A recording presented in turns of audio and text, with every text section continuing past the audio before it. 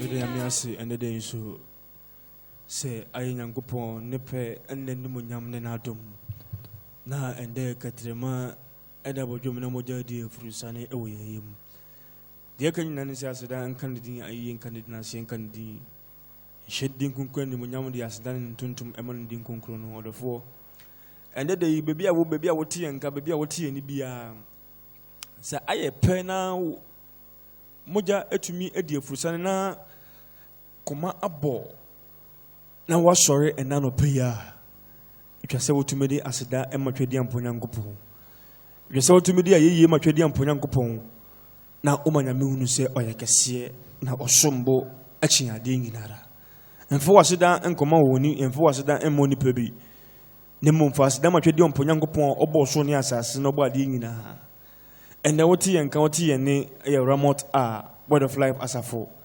Sena brena binya yene moko ne ne musuade yene mu che Nyankopon asem no enenso eye wukuada anyimachi a ye Nyankopon ne pe se yene wo beche twedi ampo Nyankopon asem bibia obi bebo mpaye ne ye di bronu so ani asempaye begui ahye Nyankopon sa yene wo achi Nyankopon asem odofo bibia wo bia no e be hye pa je so bebiu akoma bebiu wadwenim na wotie de ne de Nyankopon ewo ma wo ene nyame ewo ade foforo bi ade mawo because Bible said de bia asem no eye foforo enti be bia wo bia no mesere mpa cha wo bekata woni e bia ukwo adwuma so e bia na afi na wasore bia wo pra obotumi ne mabom paye sambiri anopai na be bia wokɔ bia wakɔ ne Nyankopɔn so ahwe wo so na woyiwe firi ohaw amane kwadanna ani atetimu sɛ mpo utɔ ne nton a empa ya woni bebo Nyankopɔn mapija ne nsa e wade sie so Nyankopɔn ahye woni munyam ye bompai edimafo ni abanka se da wase ende anopai ijayen kra ni pedua ne honhom hye wonsa ye bompai wo Jesus Christ dim se wo ye tumi na dom Nyankopon no wo ye mpedua ne munyam Nyankopon ene de befa wadwuma ye de akra nyina hye wonsa ye de akra nyina nu Yesu mogye me de akra nyina wura Yesu mogye mu ye bompai se wo Jesus Christ wo mogye ne mutumi wo mogye ne mubambo embeto okra bia so okra bia na no pe wasore okra bia na no pe afei na Awurade Nyankopon okona nyuma so okra bia na no pe Awurade Nyankopon afei na odwenwen ne ho ye bompa ye wo Jesus Christ de mo atumi ne wadom ayekese enwo hida ene wadom ayekese ama manyinara ye srempa akyem se ne dei hyanwani munyam e de bronu asu gina so hye wonsa ye bompa ye wo Jesus Christ dem se Awurade de oto de okoton Awurade hyira wo nsa no nyuma Mobi biara Awurade enya de be kona no no mfa nhye wodin kunkun ne manyam ka se wa ye nokwafo na wo ya adom Nyankopon no odi amani wakaman afa ye bompa ye wo Jesus Christ dem de brono nyina wura Yesu mogem se Yesu mogem ye sere mogene mo bambo mogene mo tumi mogene mo adom se Awurade anto brono ya so na ade biara papa Yesu ebe ye musu ebe ye sane ende de ebe sori etie wasempa tumi biara wo brono ya so ene wo gba ekon etie wasempa no ye bompa ye wo Jesus Christ de ma wo do tumi ne wo de akyere wo ye de Yesu moja pete brono aso nyina ye de Yesu moja pete ede mo nyina ye de Yesu moja zagiroti nyina ye declare her danger zone no flying zone any spirit any demon Awurade Yesu ende obetu ye bompa ye wo Jesus Christ dem se ye de Yesu moja e bade wo nyina ra ende ematum bibia anya adwuma ende de e wo brono aso ma hoden ene utumi ne hoden ne hunhira Awurade endi enkunim abrina nas na edi nkunim no na abre awia ya kase wo ye nokwafo na ye atom Nyankopon no waka ama ye no wadi ama ye afa ye de wo sempa fun so beka wo sempa hye wonsa ye bompa ye wo Jesus Christ dem de ne wura Yesu mogem no Yesu mogem ye bompa ye se mogene mu bambo mogene mu adum mogene mu tumi ento no so Awurade wo sempa obabegui Bible se obigufo bi gogu abana abana bi gu asase pam agu kwanchen ye bompa ye wo Jesus dim se abana de be gu kwanchen de ye srempa che so Awurade ma ne nyina gugu asase pam de tumi nsu abambo ho ne Awurade Nyankopon abana embe enhyira de emfa ma twede ampo Nyankopon wo biara o wa na kuma ye den na kuma ye mre Awurade de ne den na kuma Awurade Nyankopon empese ebeji wasem mpo no ye bompa ye mo ya kuma nyina mre na akoma nyina atumi age wasem ye de ayeye ni na hye ne nkanfo no ntotom ma twede ampo Nyankopon ede wase se wetie empire bo no wa yama ye wo Jesus Christ dibo amen amen odofo sambri baby a wo bia no me a make say your friend Cletus. And your brother Collins and so ha, and the day I ever check as empano. Then the day Yankupon Association in Stronko and the day or the Asempano at the Brew. Baby, I will be a best patch, also be Brew, commit Brew out in Yankupon, Edema, and then an open show. A Ramot word of life as a for any day with Yanka.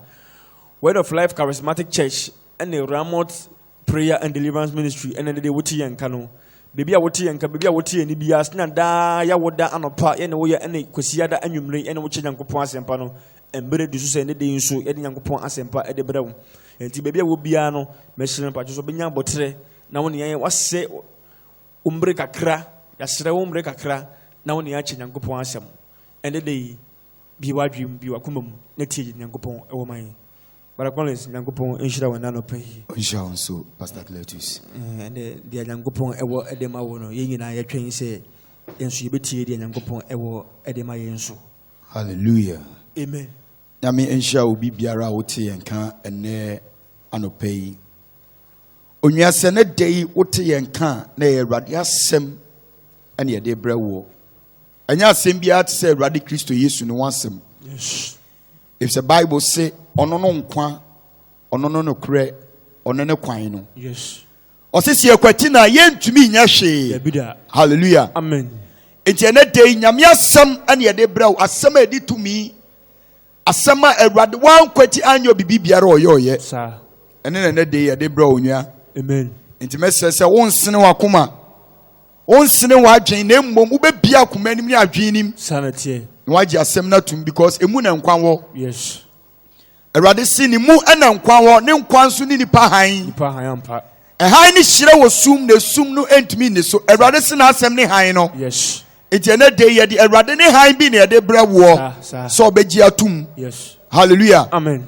Enti ene de ene die mu bi wakoma mu sa ne enti Awurade asem. Yes. Ene ye be dwendwen asem bi ho. Asem a ye be bobo ho ni adwen ho ni mibisa se ekwan ben na wonam so. Sir. Hallelujah. Amen. Ekwan eben ene ne de wonam so. Wonam Awurade kwan so. Ana wonam wiase ekwan so. Sir. Hallelujah. Amen. Ekwan a wonam so no either said do kwatini ni mu e do kwa nkwan mu. Ana wonam kwan a eye bone e do kwa owuo mu eye kwan mienu. Sanity. Hallelujah. Amen. Awurade mu de kwantana bia ni ho. Sir. Eye kwan mienu. Sanity. De wo betu so no e na kire wo da achi ba bia wo bekọ. Ba bia wo befa no ene na kire wo destination. Hallelujah. Amen. Sesesia ye wo domi konka hai. Se me pese me kokwa benya. Me mfa mani enkire St. John's. Hallelujah. Amen. Because the okame ho ana obi biara meka kire no se me kokwa benya Abuom Junction no se me de mani kire St. John's a asema obeka chem se mayira kwan. Sa wa yira kwan. Ana ma fom ekwan no efri se me kokwa benya eni se me de mani kire St. John's. Sa Etwasa me de mani akire Atomic roundabout ekwan so. yes. Ana me kwa estate a ehwo na mefa. Sa Hallelujah. amen. Ekwan ben na wonam so. Wonam nyame kwan so. Ana se wonam bonsam ne kwan so. Sa Hallelujah. amen. Enti ekwan na emienu. Mr. Collins, ya church na be so kire me se ekwan bi wo ho no mu ekwan ne yemienu. Exactly. Enti ekwan yemienu nkwade ye wo kwan papa na ye wo kwan bone. Sure. Sanity mpa church aso ne enko. Hallelujah. Amen. Ekwan no eyemienu. Ida se obefa nyame kwan so. Yes. Ana se obefa bonsam kwan so. Sanity. Pastor Cletus ye be read Proverbs chapter 14 verse 12. Mebusem tinan imu dumienu. Proverbs chapter 14 verse 12. O say ewo kwan bi a etene onipa ani so. Hallelujah. Na na wie ye no ayo owo kwan. Hallelujah. Amen. Bible say ye wo kwan bi wo no ma etene awo onipa ani so. Nanso na wie ye no ayo owo. Sa. Hallelujah. Amen. Eno na wonam fa me de ye mfato wo de ma awo. Sasa me kokwa benya Abuom Junction. Me ko estate. Enya dia me de mani be kire St. John's. Because my phone kwan no. Sanity. Hallelujah. Sɛ me kɔ cycle onwadɔfoɔ memfa m'ani nkɔkyerɛ Kwabenya because cycle ɛni Kwabenya. Ɛkwan bi wɔ hɔnom a ɛtene ɛwɔ nipa ni soɔ onwa nanso na wieyɛ ɛyɛ owuo. Adanti na ɛyɛ owuo yɛbɛto ɛbo ase akyerɛkyerɛm deɛ nti ɛkwan bi wɔ hɔnom a ɛtene ɛwɔ wuwa ni soɔ because woyɛ nipa. Deɛ nti ɛkwan bi wɔ hɔnom a me a meka sɛ ebi a metwe sɛ ɛtene nanso awieyɛ sɛ manya adwensa kyerɛ anaasɛ wo anya adwensa kyerɛ a ɛbɛyɛ owuo de ama yɛn. Hallelujah. Amen. Tamani a was secondary school. Na ye okwa bi a friend Appian Way. Sa Appian Way na near Fano. Sa u dwane afi campus a ɛhɔ na wo fa. But ye o main gate enso wo ho. Hallelujah. Amen. Sa Appian Way no ye nya che opɛ 2 weeks suspension. Sa wo ye border na utikura anye ya ye timi ma indefinite suspension e debordnize o. Efiri say Appian Way no enye no ne kwan pa no. Hallelujah. Amen. Sa Appian Way no obi ofa su bia e kobolo. Aye kwan a enkofo fa so ekɔ bush mu kɔ smoky.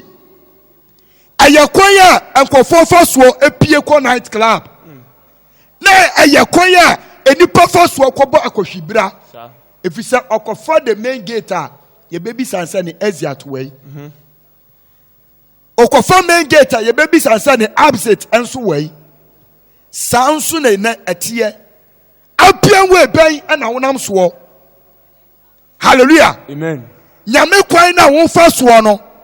Wo fa so a wo hia Awurade asɛm a ye han no set wu. Ampa nekure. Asɛm ni mu a wa yira kwan. Sa na tie. Hallelujah. Amen. Bible say ekwan bi wɔ hɔ ma tene ɛwɔ nipa ni soɔ nanso na wieyɛ ɛyɛ owuo. Hallelujah. Amen. Ekwan bɛ na ɔfa so a wonya wo sika. Ekwan bɛ na ɔfa so a wotɔn w'adeɛ. Ekwan bɛn ɛna wo ne wo nua mote. Ekwan bɛ na ɔfa so. Hallelujah. Amen. Yɛbɛpɛpɛm obu on mo ɔtɔn adeɛ. Adeɛ no ɔtɔn no onim sɛ apro enso apɛ ne ho anya nti ɔbɛtɔn ama ne nua sa ɛkwan a wo fa so a wodi nya ho no ɛtesɛn. Hallelujah. Amen. Wo bi on mo ɔtɔn adeɛ onim sɛ adeɛ no a expire ba enam sɛ waka ne trim sɛ me de misika ne tɔn yɛ nti no wonyi mfi ne shop mu da wo tɔn ama ne nua sɛ wo medi wo mɛyade ne wo mɛwuo. Ekwan bɛ na wo fa so a wo de tɔn nneɔma. Hallelujah. Amen. Anyama wo toyi unim se sa anyama yi emwa okra e promote bonsam kingdom enso anu na wo ton if say wo penwanya. Hallelujah. Amen. Bible ka se enipa de benam ne so asunti de nbeba no onya dai wonue. Amen. Amen. Unim se ma jeans ton e ma trousers ton enye if the Bible say so oba hye ma dia eyachiwade. The book of Deuteronomy radical asem no. Deuteronomy 22 verse 5. Come on. O say obia enhye obarema de na obarema nso imfira obia antama. Hallelujah. Amen. Efiri se wona wo ye saa nneema nyina ye Awurade Nyankopɔn achiwade. Oye omo ye saa nneema ni nyina ye Awurade achiwade. Amen. Hye nneema shop a wabie ade na uton wom sa Awurade achiwade because o pesa kwan no so anya ho.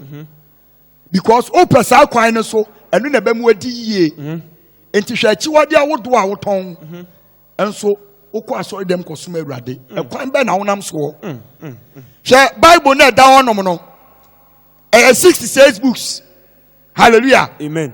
Enso nioma wo papa. Enti wo pese wo kire me se me kɔ asɔde a nneɛma bi wɔ hɔ no mu a menni ho kwan sɛ me yɛ ana. Eni sɛ adwuma bi wɔ hɔ no ma wokɔ asɔre kɔ eni sɛ wo yɛ. Anya asɔre kɛkɛ wo suo Nyankopɔn a wo nyɛ sɛ adwuma no. Kyerɛkyerɛ mu ye.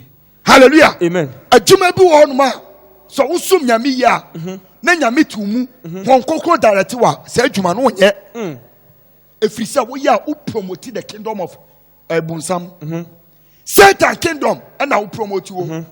But wono enam se no and now feel say unya usika unya wealth every month no sa kwan na obefa enti na Bible say e kwan bi wo ho a etene e wo nipa ni so na nsu na wieye eyowuo. Hallelujah. Amen. Na wieye eyowuo. Sa Bible say ensanom anya wo to nsan eye enye. Hallelujah. Amen. Bible say akoshibra anya wo promote akoshibra no eye ekwan be na honam so.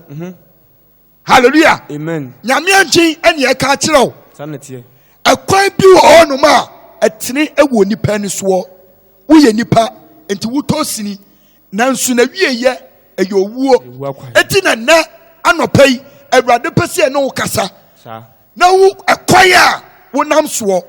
Is it promoting the kingdom of heaven or promoting the kingdom of hellfire? Hallelujah. Amen. You better read Genesis chapter 6 verse 3. You read chapter 6 verse 11 to 13. Genesis chapter 6 verse 3. Mose woman edikaniti inshia imu miensa. Genesis chapter 6 verse 3.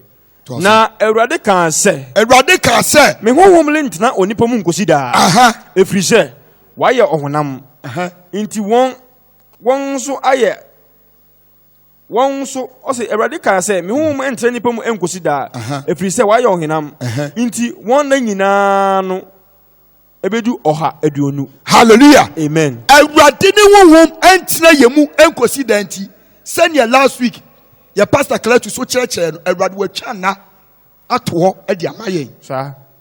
Hallelujah. Amen. Eti akwan a wonam so no hunu se sa kwan no se enedei Awurade honhom edi ne honhom afiri mu a ukonya baabi pa atena ewo Awurade nchen sa. Ebre Awurade Nyankopon wo hu se bone adoso woni pa ho enti Awurade pese obese wiase. Hallelujah. Amen. O kan to so nipa ma edidi ye ware ye nom ye. We read it from verse 1 coming down. Enipa ebusunioma empo any angels at the die. Sanity. Hallelujah. Amen. And then ebi demons and other. Sa. Ebi said I invited demons. Eba no ane na beda. Obi on man ada assume oni demons and other. Into obe wo no a demonic baby. Hallelujah. Amen. Woni ebi bebre nim ebi ni demons aye covenants. Enti Awurade se ne honhom antina ni pam nkosi da. Akwan a wafa so a wodi nya ne hunti woni demons ana to nsa didie. Hallelujah. Amen. Ene enipa pa ye ho anya nti won fa hu se wodi ni dua mo kya ebe wa koye de ope. Hallelujah. Amen. Tantra Hill. That guy beat you very painfully because one in a downfall. Yes, we are frosters. And then sika one in a pair yeno. Sika ba yeno. Wama wamo pomushim. What die Tantra Hill. Because one am here. What die golden your friend golden door a straw on a guy and what here. And on what 2x4 be bram ni pumechi. No mucheja tu a diner guy did them. Mo shame. 24-year-old boy.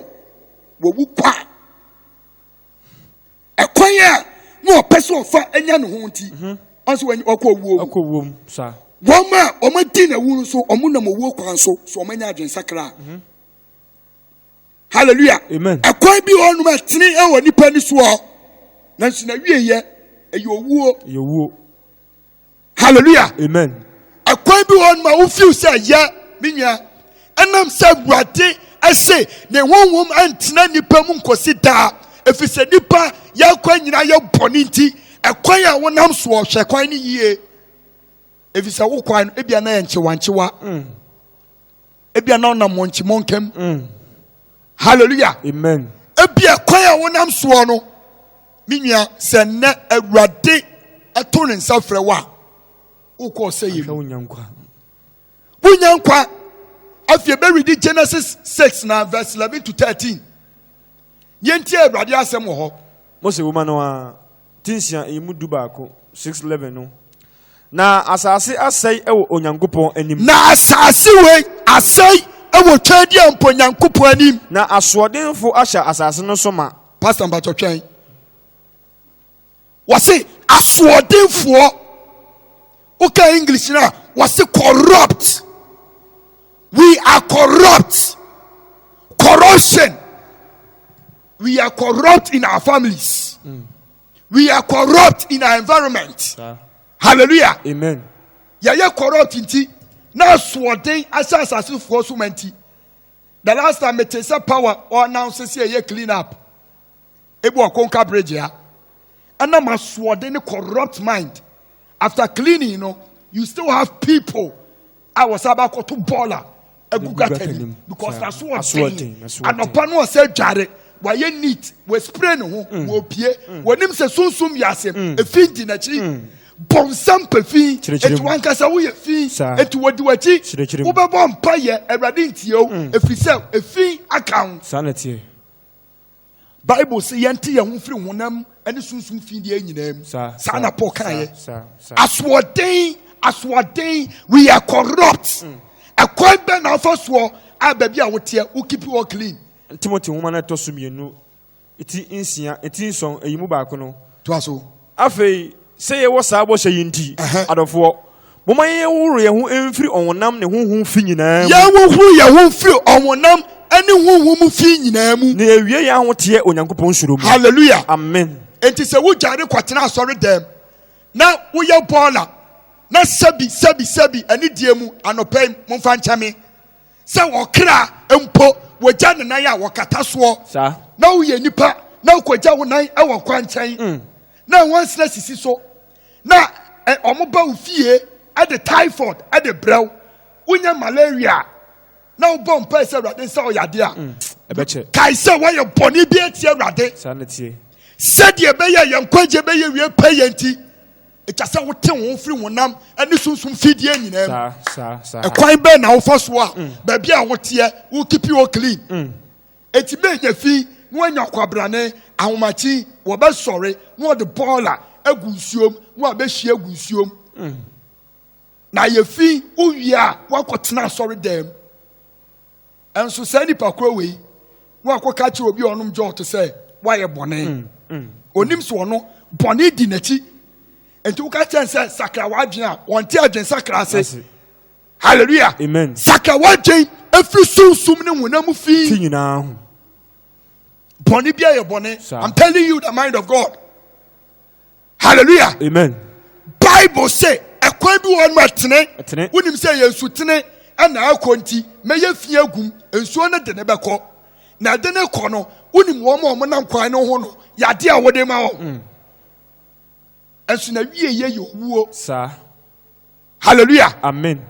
Yanti and free soon soon when I'm feeding you now. Send your beya, Yahuti baby paye, our Christo Yesu, and one pot keep you on who clean, sir. And moi, yes.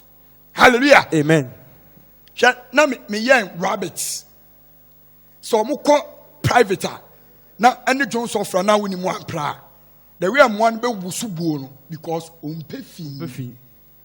And so nipa nyamia born send soon in a ban so you need to fee ho when we send ye fee what no ho Saturday obekwa sorry Friday obekwa mosque Sunday obekwa sorry na wo hia oni Awurade kokasa ba bia e twesa wo tie na Awurade besra wo Awurade ka che Israelfo se me ba mo nsra bam mo ntiesie mo ho mo nsi mo ntade mo ntem ho na me Awurade me ba wo bom pa ye wo se Awurade ntio efisa wankasa wo environment eye fi e kwan bi won metene e woni pani so na nso na wieye wo ye wo ne se ye mu pi ye nam sunsum we are dead because Awurade honhum bia nya dai eni ye mu yenti Awurade nka wo wonti Awurade nka bia onua ene sakra wagen na be Awurade na ti Awurade nka hallelujah amen akwa bi won metene woni pani so na nso na wieye e wo aswoden Apostle Yabeto aso wo hono ma. Ntu aso no yimu dumienu verse 12 no. Na Onyankopɔn hunu asase. Na hwɛ.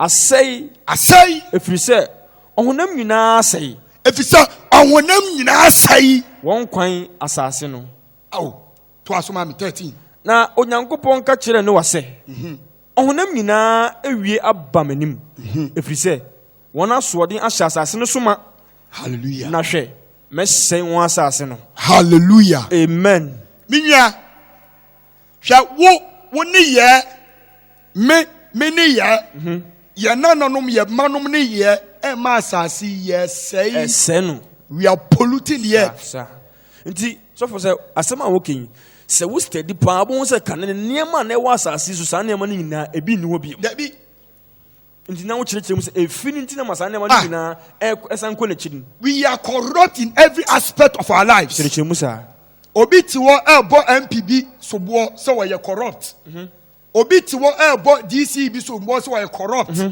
na assemblyman bi sɛ wɔyɛ corrupt onim sɛ ɔno ani own right wɔyɛ corrupt in his house saa na teɛ hallelujah amen how do we keep ourselves in the house of God how do you keep yourself in your environment saa ɛkwan a wonam soɔ na ɛte sɛn ɛwurade kwan so ɛwurade so wɔ mpɛ fi ɔmpɛ fi hallelujah amen ɛyɛ ɛwurade kwan so ɛwurade so wɔ kyinibɔne ɔkyibɔne ɛyɛ ɛwurade kwan so ɛkwan bɛn na wofa soɔ onua yɛka nyame adwene na akyerɛ wo saa yɛmmɛdɛ fɛdɛfɛw dabi da ɛyɛ nokwasɛm ana meka kyerɛ wo saa na teɛ enti ɛkwan bi wɔ no ma ɛtene ɛwɔ wo ani soɔ nanso na wieyɛ I'm telling you ɛnɛ sɛ ɛyɛ owuo ɛyɛ death ade wo kɔɔ sɛyɛ mu dukɔ sɛ yɛ mu sakena wɔagyen yes hallelujah amen onyame kwan ɛnyɛ nkyewakyewa yes enti pastor Cletus yɛbɛredi biribi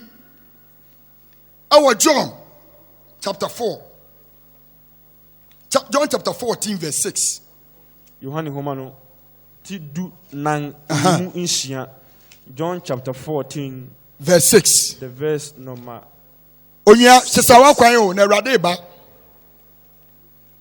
ɔse Yohane homa no ti du nhyia ti du nan mu nhyia John chapter 14 verse 6 na Yesu se no sɛ Yesu sie ne sɛ me ne kwan twɛn na Yesu sie ne sɛ wɔse me ne kwan no hallelujah amen yɛnyina kwan no nkoa so enti ɛnɛ asɛm a mepɛ sɛ mekyerɛ wo ne sɛ Bible say ɛkwan bi wɔ hɔnom a ɛtene wɔ nipa ni soɔ ɛfiri sɛ ɛnyɛ Yesu kwan ɛnyɛ Yesu kwan ɛnyɛ Yesu kwan nanso na wieyɛ ɛyɛ owuo ɛbɛyɛ owuo ɛfiri sɛ nipa kwan ɛyɛ owuo ɛyɛ owuo bonsam kwan ɛyɛ ɛyɛ owuo owuo wohu sɛ bonsam abɛgyina abɔ tae dabi da bonsam ɔkasa gu adwene ne akoma mu saa na teɛ you heed to it you are ready to death hole hallelujah amen bonsam kwan ɛyɛ ɔsɛyɛ saa Awurade Yesu si me ne ɔkwan no me ne kwan no bisa wo sɛ nyame kwan ɛna wonam soɔ ɛkwan a wofa so a wone obi kasa ɛyɛ Awurade kwan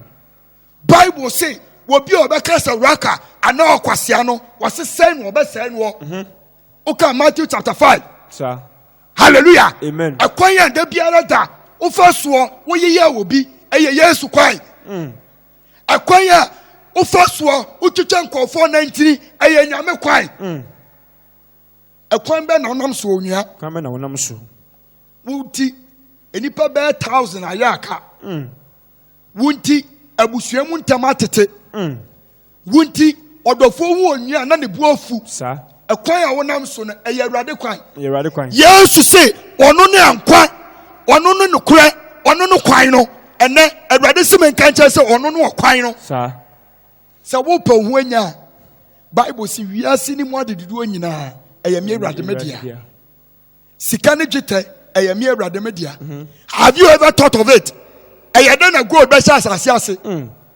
ɛyɛ dɛn na diamond ɛbɛɛyɛ ne nyinaa na Awurade kyerɛ sɛ wabɔ nneɛma ma nipa satisfaction saa but nipa we have missed the road we have missed our way sɛ yɛbɛ direct yɛn ho if we will redirect yɛbɛma yɛn ho kwan na ho nkonkron ahyɛpi yɛn adirect yɛn Awurade de yɛbɛfa ne kwan pa so ɔno ne kwan no sɛ wohyehyɛ Awurade a wɔse seek ye the kingdom of God first and his righteousness and any other hwɛ Awurade kyɛ sɛ wɔn bu saa nneɛma no ɛyɛ nneɛma bi a ɛnyɛ awurade adeden ɛyɛ nneɛma a ɛyɛ so cheap for God. Me need how to describe it. Or say, and any other thing. The other person will tell you, say, Shishana Kwain, seek him. When you seek somebody, you search his road, you search his path, you search his do's and don'ts. What you share, Radin and Kupono. Now, Kwain, I want to seek ye the kingdom of God first and his righteousness, his truth. Hallelujah. Amen. How are you seeking God? Who should share brother Quino? A quaben of yard of all share. A quaben of yard of all namswa. A quaben of yard of war. Who first swore a CSO. Who says at the sign of Christoni. O Christoni na a quain of first CSC no. One new you are seen ye and to see no difference. O Christoni ba Jeremiah chapter 4. I think verse 30. O Christo ni bat me painting ani. Una obi o ye POP e kura ho atesen no. Hallelujah. Amen. O Christo ni bat me painting ani. Nanim suru ye blue, ni komu ye red. Unim se brade se say no wasai. Jeremiah 29 imu aduasa, Jeremiah chapter 4 verse 30. Na won so wo a wasa wi wo re ni dani wo so ye ni dani na wo mfra otan kokko na wo de sika ahyehyɛ de ahyehyɛ wo ho na wo de ebiri akeka wanim yi wa hye okwa ara kwa na wo keka wo ho. Hallelujah. Amen. Wo se okwa ara kwa na wo keka wo wo obi chense gu ni koma eso anko chain Bible says okara kwa na okeka ho. Wase wasai wakwan ya wo fo so asiesie wo no enye Kristo Yesu mu. Da bi da. Enti wasai. Yes. Kristo ni ba wakwa asɔre ne eyelashes ne eyebrow watoto ne eyelashes 10 inches 100 inches. Uye Messi ni chitape kro bensa. Hallelujah. Amen. Wakwan ya wo fo so edada ho atisɛn. It's all because you hear salvation. Sir. Amen. Amen. There is more to Christianity. Said you say Christianity any a defined something. Say oh me ye onya ade bia utosini wom awrade asamba ebeyi yaten. Because Bible na da no obi betime akase we reading from Genesis to Revelation, but no am miss something. Enti obi asema ebeba no na be yi na tan na be kire no. Sir. Okwan ben na afa so onya okwan ben na afa so wo ni ukunu kasa. Okwan ben na afa so no yire kasa. Okwan ben na afa so no matie. Bible say kire abofro no kwan a won fa so onyina wanya den. Onfa. Okwan ben na wo kire oba. Okwan ben sha oba na wontia ne yie, oba na wonkire ne Kristo Yesu kwan no, Awurade bebu atan wo ho. Sametie. Oba di pani atem, oba disrespect obi. Oba chi na ni matia no no defe no. Ayi de saa na otie o. O kasa wontie. Sa. Wo no saa na no otie. Hallelujah. Amen. Anya saa na otie nti fanyame kwan kire no na akwada no sei. Sa. Anya se Awurade ba obebu atan. Wase kire abofra ne kwan a won fa so, which means a kwan no ebi won ma abofra ne be fa so a enye yemu pi bra ya bre osai aba yeso ne is because ya nkire ye kwan pa ye mfa so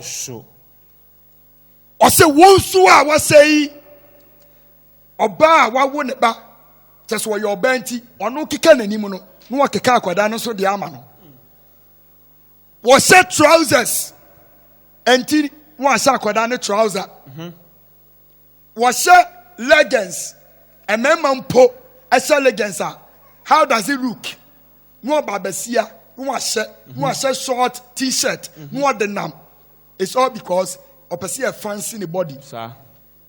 I think Isaiah or Kasembi or say into refisa ufisa ubeya brantia kosida. Ufisa ubeya baba wa kosida. Hallelujah. Amen. Say ufisa ubeya baba wa kosida. Shabri webi or two fie ncheo. Shakokrebia or two fie ncheo. Wabo life for sale. But enam say rade hu entine ni pam kosida. Said ye widi ye our Genesis chapter 6 verse 3 no. Enipa Awurade atwa na de amayen. Sir. Onya said ye hu say obi wawu a wakọ no. Se anya nampo a emfie bebre da wanim no saa na wobekọ. Sir. Na Awurade si mi so say ekwan ban na wonam so. A saa okwan no se ne unti ase a ubenya good account. E de ma Awurade okese no. Sir. Minya, a quite ben on Bible say, I am the way. Jesus. I am the way. Jesus is the way. Sir. Jesus is the way. He's the way. Jesus Christ is the only way. He's the way. He's the way. So what per was trying mema kwa Awurade pe ene wakwan no. Say apart from enkwaji adachi Awurade de ba mayen.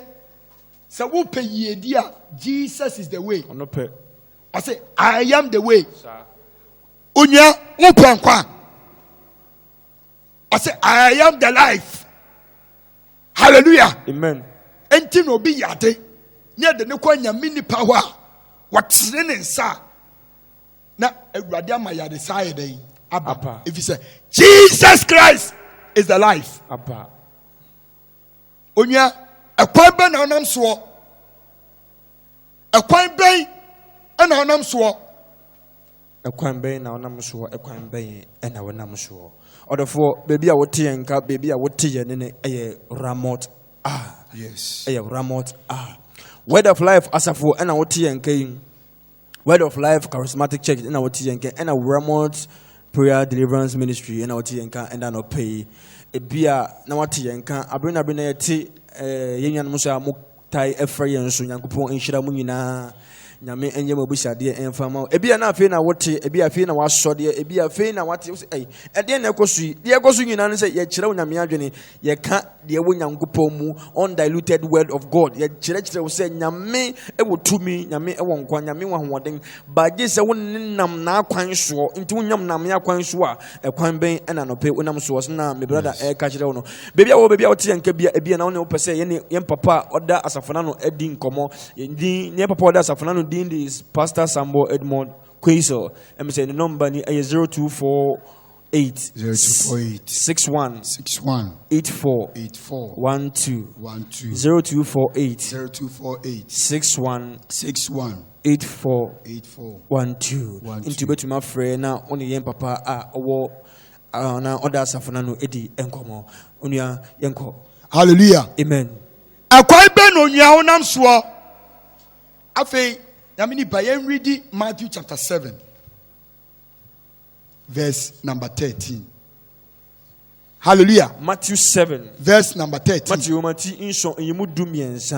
Matthew chapter 7 verse number 13 to 14. Monshe opono tiatia no emu. Monshen opono tiatia no mu. Na opono a eso ni okwan a etre no de eko oseye mu. But ogina o mame. Awurade admonish yen. Yen hwehwe opono tiatia anim. Na opono a eso ene ekwan a eso ne de ede eko oseye mu. Oh, enipa ukwan a wonam so e very critical in your Christianity. Yeah.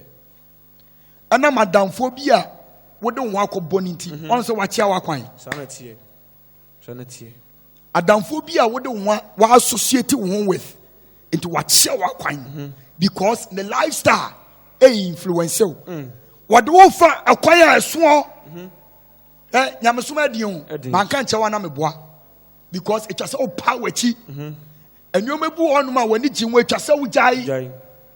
Hallelujah. Amen.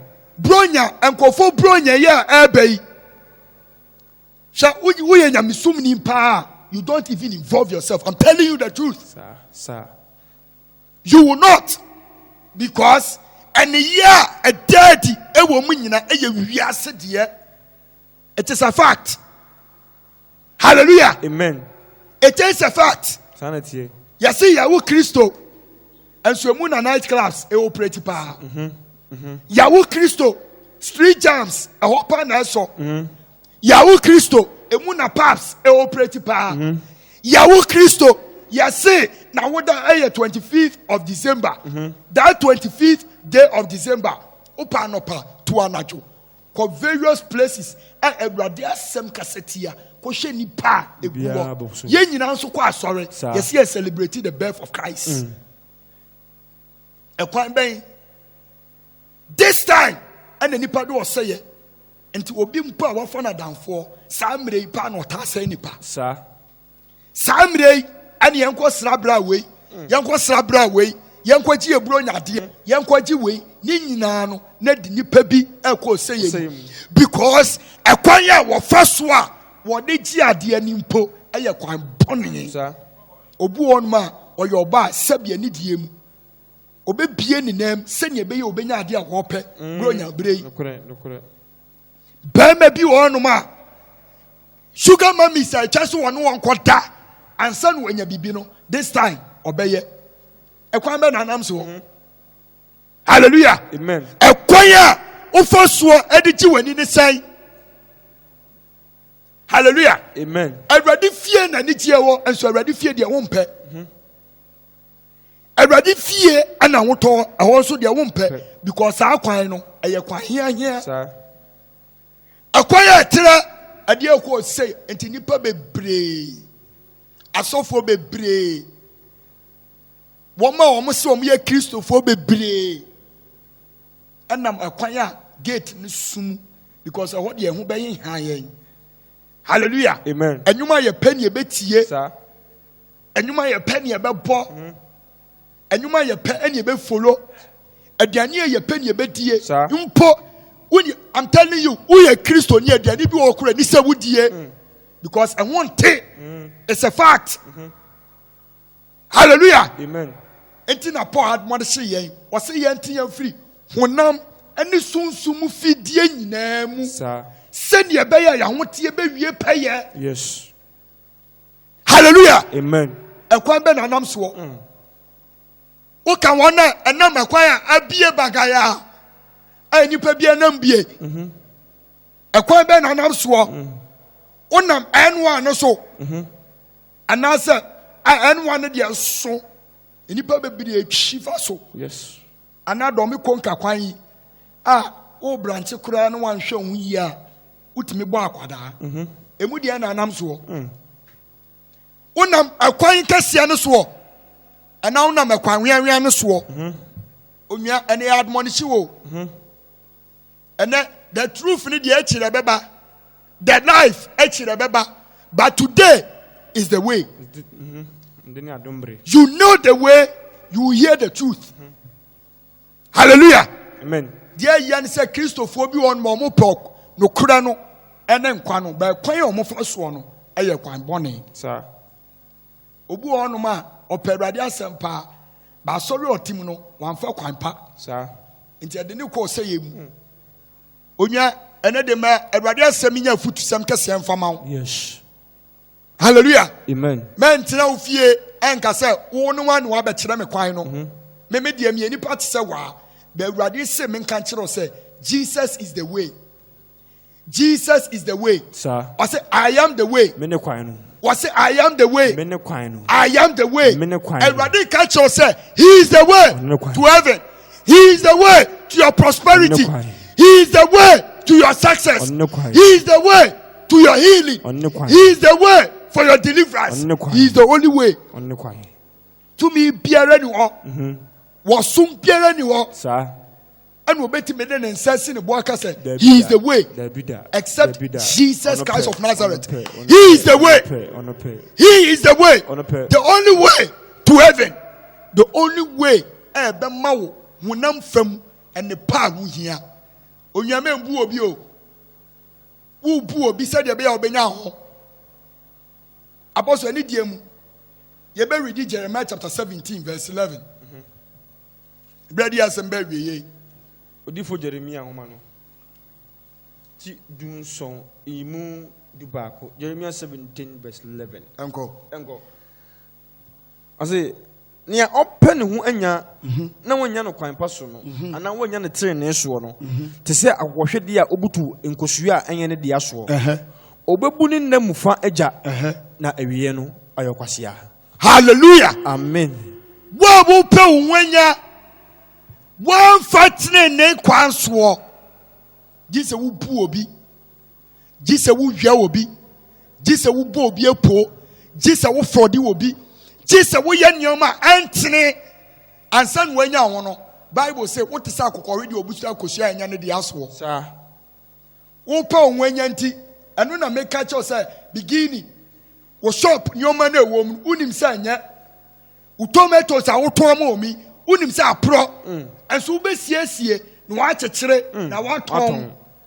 Hallelujah. Amen. Obi wo honum kra na anyoma na expire otimi sesa cover no mo de bibia atare wo say de nipa beto asai sa Awurade say what is akokohwede a obutu kosua nya ne dia so efise ekwan a wo fa so nya wo no obi ekosu agu ni mu no onua na de no mi bi ye den ebrew e de brew enti nipa pi o manya sika enso yade adokoro wo.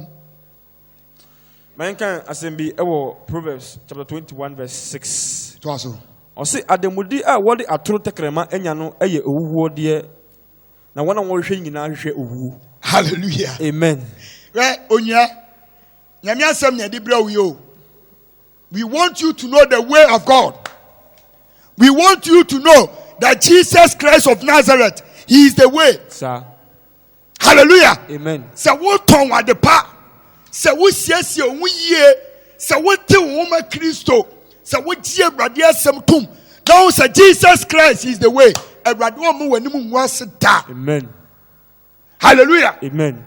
Jesus Christ is the way. Awurade wo nse wani wo da. Amen. Amen. De biara da Awurade be mo ye nkunimdifo. Sir. Because onam ne kwan so. Hallelujah. Amen. Bible say Awurade say akwan bia ye nchiwanchiwa me metene wo wanim. Sir. Adantia efisa Awurade wo tene. Awurade wo mpɛ nkwan ye nchiwachiwa.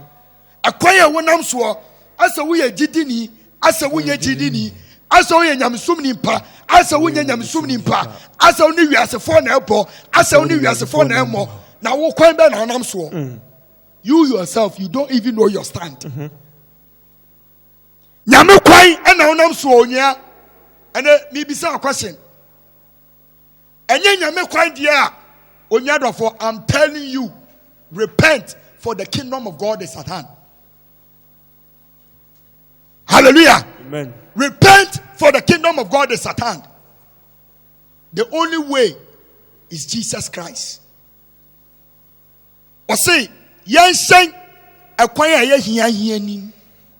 Hia because Kristo unam ni mu a obefa ohaw sumsum ni munam abusuan timi sorry tiaw enamfofo sorry tiaw adwumayfo sorry tiaw bono to so the sorry tiaw if so we a Christian a who deal with righteousness, you pray, you fast, ebeka wonua bi, yes, and they will fight you and they kwa hia no unam Kristo mu a Awurade wo nsi wo nneoma ye wiase de enti wo bi won ma ba Kristo mu a oseme ba Awurade mu yese de me ho kire me efisa first no kwan na ofo so eye wo ho no na enya Awurade enti atwa Awurade wo mpa bo nsem ade atwa so strip you off na ode ne de eden ade ma Awurade this man can just say he is the only way. Christ is the way. Awurade nhyira ye adafo fo nyame ye adoma ye beto aso na wo mfa kwampa no so ahwehwe Awurade kwan sa wo nam kwan no so de a onua so mu de mu ye na Awurade amoa ye nhyira nyame nhyira ye nyina ewo Jesus dimu amen na me nhyira ye nyina ewo Jesus dimu amen amen odofo otie nka otie ne eye Ramot word of life asafu upaye chikwanya your Atomic OCPIWC you're just beside Presbyterian Church Atomic. Onya ya 2 and safro ene all night 12 to 4 o'clock. Brani ani amebo me mom paye onya. If you say bra ye dri ye yam pai bo sin da. Awurade nhyira se waba. Awurade nhyira wo. Ewo Yesu dim. Amen. Amen. Ye bom paye odefo Awurade yɛbɔ mpaeɛ ɛde w'asɛmpa ewura wo mogya mu. Amen. Yɛde w'ase sɛ ne de yi wɔbɛkyɛ w'asɛmpa ɛde ama yɛn kwan a yɛnam soɔ. Hyerɛ mpakyɛw sɛ ma yɛakwan ntene ɛwɔ w'anim. Jesus. Sɛ yɛakwan akyea ne yɛnim akwan no mpo a ɛnɛ kyerɛkyerɛ yɛn akwan a yɛmfa so. Amen. Na yɛnyɛ ɔgyedaba ɛwɔ w'ahenni mu daa kɔ ama wobɛkyɛ wɔ anim nam mu. Yɛbɔ mpaeɛ sɛ ma w'adom ne wɔn mbunu ɛnyɛ kɛseɛ wɔ yɛn so. Yɛmfa adom ɛne nhyira ɛmfa nsom. Yɛde w'ase ɛwɔ Jesus din mu. Amen. Amen. Nyame nhyira yɛn nyinaa.